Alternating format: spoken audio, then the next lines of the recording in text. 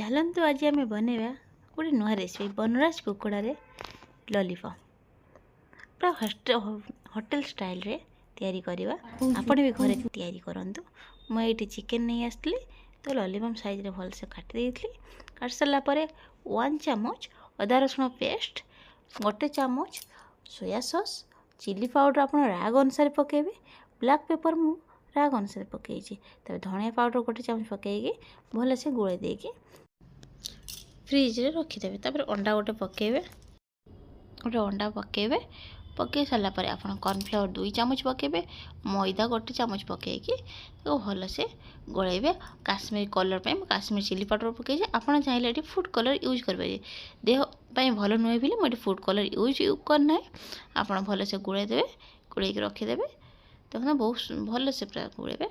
तापर कड़े गोटे कड़े बसेबे। कड़े गरम है आपड़ से रिफाइन ऑयल यूज करेंगे, ना आप राइस ब्रांड ऑयल भी यूज कर सारा तेलटी भल से गरम हो सारापर आप गोलिकी रखि से भल से एपट कर छाणवे।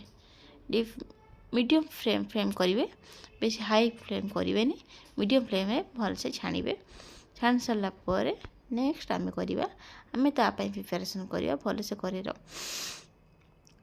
गोले देवे, घाटे घाटी सारापर देखिए हो बेस्ट टाइम लगे। रेड ब्राउन कलर है पर्यंत आप छाणवे।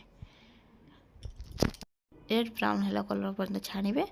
आपड़ छाणी सारापर आपड़ प्रिपेरेसन करेंगे सीट्रे पकड़ापी। आप पियाज 2टी पियाज मुझे अदा रसुण को छड़ाई देवे।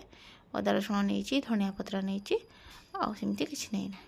पियाज को 2टी छोट छोट जिते छोट करेंगे छोट छोट कर काटिदेवे। पूरा भल से काट सारापर आप धनिया पत्र को पूरा कुचे देवे, छोट छोट पूरा कुचे काटिदेवे। और रसुण और अदा को आप भी छोट छोट पूरा छोट छोट करदेवे, जिते छोट चॉप करदेवे। पाटी को भल लगे, पाटी को बड़ बड़ हेले बड़ बड़ पीस हेले पाटी को भल लगे, पाटी को लगे तो आप छोट काटिपारे। तार से कड़े आप तेल दे बहुत कम तेल यूज करेंगे, देहपाई बहुत भल तेल यूज करके अदा रसुण जो छोट छोट कर काटी से सब पकेबे। पकई फ्राए से करेंगे। तापर आम ये पियाज काटिकी रखी भल से आप फ्राए करेंगे।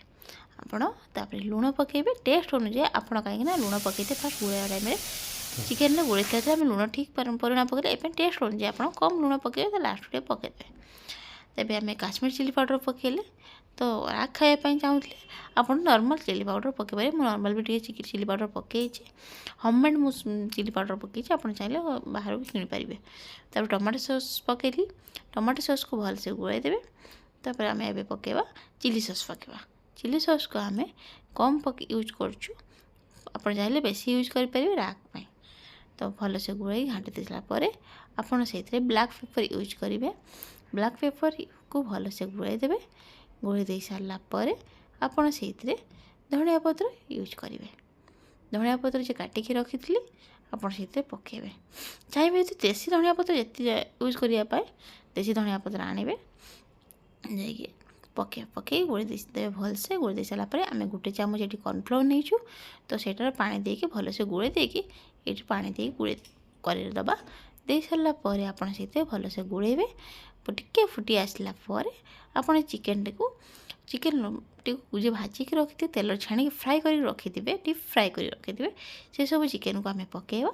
पकईकी भल से गोलेदबा। भल से रोषे करा घाटी दबा। घाटी दे सारापर आपणकर हो चिकेन लॉलीपॉप होटेल स्टाइल पूरा चिकेन लॉलीपॉप नॉर्मल सिंपल पूरा चिकेन लॉलीपॉप टे करछि। आपण भी घरे निहाती ट्राए करंतु, करी खांतु, हेल्दी रुहंतु। Thank you. आप गोटे प्लेट को भी सर्व करदेवे। देखते सुंदर से कर निहाती घरे ट्राए